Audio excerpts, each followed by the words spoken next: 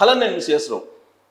America అధ్యక్షుడు Trump ఏదైతే dream చేశారో ఆ డ్రీమ్కి అనుగుణంగా వన్ బిగ్ బ్యూటిఫుల్ బిల్ ఇది ప్రతినిధుల సభలో కూడా ఆమోదం పొందింది, సెనేట్లో ఆమోదం పొందింది, ప్రతినిధుల సభలో కూడా ఆమోదం పొందింది.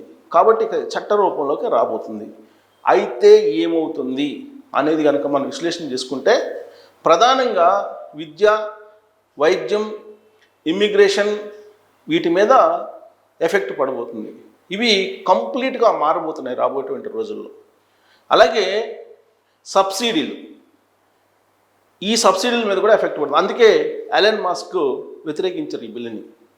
ఇప్పుడు ట్రంప్ ఏం చెప్తున్నారు, ఎలన్ మస్క్కి సంబంధించిన స్పేస్ ఎక్స్ ర్యాకెట్స్, ఎలన్ మస్క్కి సంబంధించినటువంటి టెస్లా, ఎలన్ మస్క్కి సంబంధించినటువంటి సబ్సిడీలను కనుక తగ్గించగలిగితే అమెరికా ప్రభుత్వానికి చాలా భారం తగ్గుతుందని చెప్పి ఆయన చెప్తున్నారు.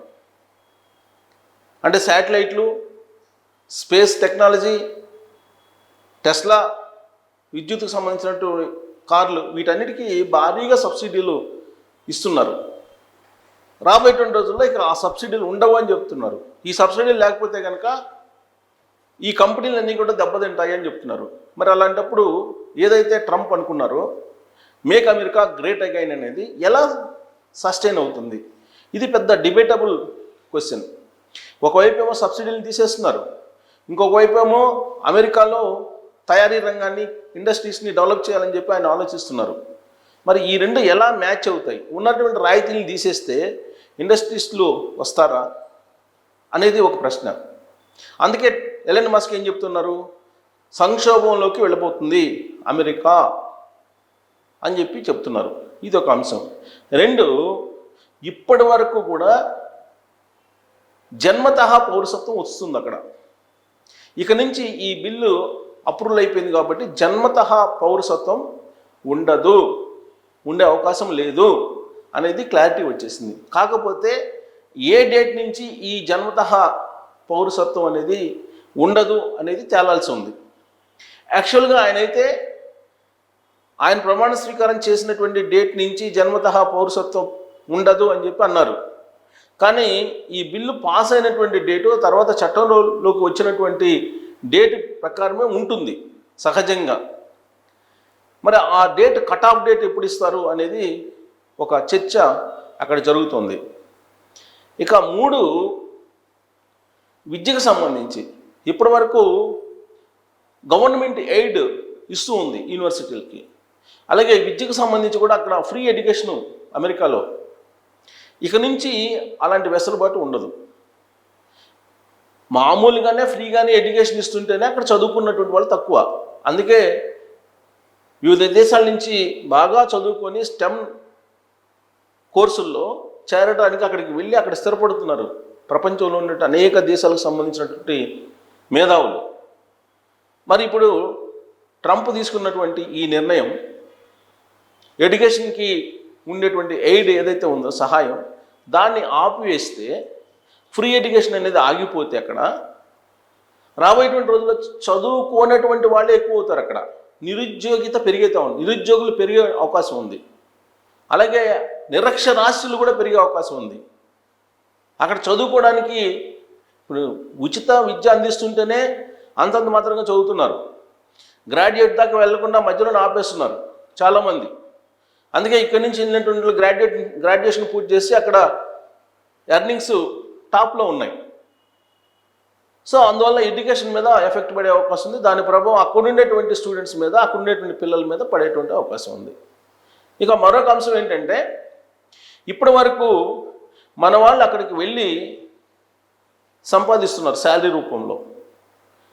ఇప్పటి వరకు ఉన్నటువంటి ట్యాక్స్లు ఏవైతే ఉన్నాయో వాటిని మరింత పెంచుతున్నారు. ఈ ట్యాక్స్ని పెంచితే ఇప్పటికే ట్యాక్స్లు ఎక్కువ అని చెప్పేసి మన వాళ్ళు గగ్గోలు పెడుతూ ఉంటారు కొంతమంది. ఇక ఈ ట్యాక్స్లు మరింత పెంచితే వాళ్ళు అక్కడ ఉండటానికి, తినటానికి పోగా ఇక ఎంత మిగులుతుంది, ఎంత ఇండియాకి పంపిస్తారు? ఇప్పటికే అమెరికాలో ద్రవ్యోల్బణం పెరిగిపోయింది. అలాగే అక్కడ రెంట్లు పెరిగిపోయినాయి. తినడానికి నిత్యావసర వస్తువుల ధరలు పెరిగిపోయినాయి. ఈ నేపథ్యంలో వచ్చినటువంటి శాలరీ ఉండటానికి తినడానికి సరిపోతుంది, ఎంతో కొంత మిగిలిస్తున్నారు ఇప్పటి వరకు. ఆ కొంత కూడా మిగిలేటువంటి అవకాశం లేకుండా ఇప్పుడు ట్యాక్సులు పెంచుతున్నారు ట్రంప్. ఈ బిల్లులో అదొక అంశం పొందుపరిచారు. ఇక కీలకమైనది హెల్త్కి సంబంధించి ఇప్పటి వరకు అక్కడ ఇన్సూరెన్స్లు ఉంటాయి. దాదాపుగా ప్రభుత్వ ఆసుపత్రుల్లోనే అక్కడ అన్ని సౌకర్యాలు ఉంటాయి, అన్ని రకాల ట్రీట్మెంట్స్ ఉంటాయి. ఇన్సూరెన్స్ ప్రభుత్వం ఇస్తూ ఉంది. ఇన్సూరెన్స్ల మీదనే అక్కడ ఉన్నటువంటి ఆసుపత్రులు నడుస్తూ ఉంటాయి. ఇప్పుడు ఆ ఇన్సూరెన్స్ల భారాన్ని తగ్గించుకునేదానికి ప్రయత్నం చేస్తుంది ఈ బిల్లు ద్వారా. సో ఆరోగ్యానికి సంబంధించినటువంటి బీమా సపోర్ట్ని వెనక్కి తీసుకుంటుంది ఈ బిల్లు ద్వారా. విద్యకు సంబంధించినటువంటి సహాయాన్ని వెనక్కి తీసుకుంటుంది, ట్యాక్సుల్ని పెంచుతుంది. మరోవైపు జన్మతః పౌరసత్వాన్ని లేకుండా చేస్తుంది ఈ బిల్లు ద్వారా. ఇక సబ్సిడీల్ని, రాయితీల్ని ఎత్తివేస్తుంది. ఈ బిల్లులో ప్రధానమైనటువంటి అంశాలు ఈ 5 ఉన్నాయి. ఈ 5 అంశాలు అమెరికాని ఏ దిశగా తీసుకెళ్తున్నాయి? ఈ 5 అంశాలను ఒకసారి నేను గుర్తు చేస్తాను. ఈ 5 అంశాలు అమెరికాని డిజాస్టర్లోకి తీసుకెళ్ళిపోతున్నాయా, బిగ్ బ్యూటిఫుల్ బిల్ కాస్త బిగ్ డిజాస్టర్ బిల్లు కాబోతుందా అనేది ఒక పెద్ద చర్చ జరుగుతుంది. ఈ బిల్లులో ప్రధానమైనటువంటి అంశం రాయితీలు. ఇండస్ట్రీలకి రాయితీలు తొలగిస్తున్నారు. రాయితీలు తొలగింపు ఫస్ట్ది. ఈ కారణంగా ఇండస్ట్రీస్ పరిశ్రమలు వస్తాయా అంటే వచ్చే అవకాశం ఉండదు.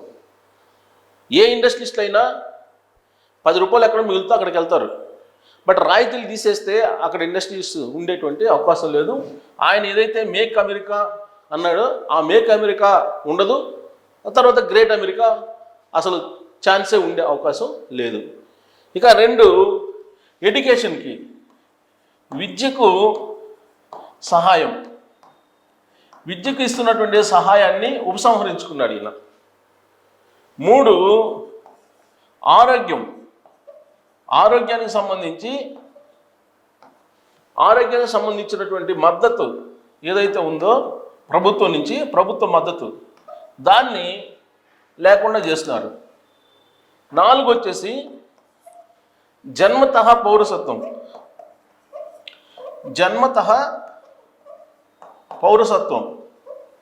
దీన్ని లేకుండా చేస్తున్నారు. ఇక 5 ఇవి 5 ఏంటంటే ట్యాక్సెస్, పన్నులు పెంచుతున్నారు. పన్నుల పెంపు, డైరెక్ట్ ఇండైరెక్ట్ ట్యాక్స్. డైరెక్ట్ అంటేనేమో ఉద్యోగులకు వచ్చేది, ఈ పన్నులు పెంచుతున్నారు. ఈ 5 అంశాలు ప్రధానమైనవి. ఇవి కాకుండా ఇంకా అక్కడికి వెళ్ళేటువంటి విద్యార్థులకి ఓపీటీ గడువు తగ్గించడం, H1B ఉండేటువంటి వాళ్ళకి ఒకవేళ జాబ్ పోతే కనుక వాళ్ళు మళ్ళీ జాబ్ చూసుకునే దానికి ఉండేటువంటి గడువుని తగ్గించడం, ఇవన్నీ కూడా ఉన్నాయి. సో ఇమ్మిగ్రేషన్ బిల్లుని ఇంకా మరింత పదును పెట్టే అవకాశం ఉంది. సోషల్ మీడియాలో ప్రధానంగా ఎవరైనా అమెరికా గురించి వ్యతిరేకంగా మాట్లాడినా, ప్రస్తావించినా, పోస్టులు పెట్టినా వీసాలు రద్దు, గ్రీన్ వీసా ఉన్నా కానీ రద్దు చేసే అవకాశం ఉంది. సో ఇలాంటి అంశాలు ఉన్నాయి. క్లుప్తంగా తీసుకుంటే ఈ అంశాలన్నీ కూడా అమెరికాని ఒక డిజాస్టర్ కంట్రీగా మార్చబోతున్నాయి అనేది ఎలన్ మస్క్ చెప్తున్నటువంటి అంశం. మరి ఈ బిల్లు పాస్ అయింది. ఈ బిల్లుని చూసిన తర్వాత మీకు ఏమనిపిస్తుంది? ఎలన్ మస్క్ చెప్పినట్టే అమెరికా డిజాస్టర్లోకి వెళ్ళబోతుందా, లేదంటే అమెరికా ట్రంప్ చెప్పినటువంటి విధంగా రాబోయేటువంటి రోజుల్లో వెలిగిపోయేటువంటి అవకాశం ఉందా? ఏది రాబోయే రోజుల్లో మనం చూడబోతున్నాం అనేది మీరు ట్రోల్ చేయొచ్చు. Thank you.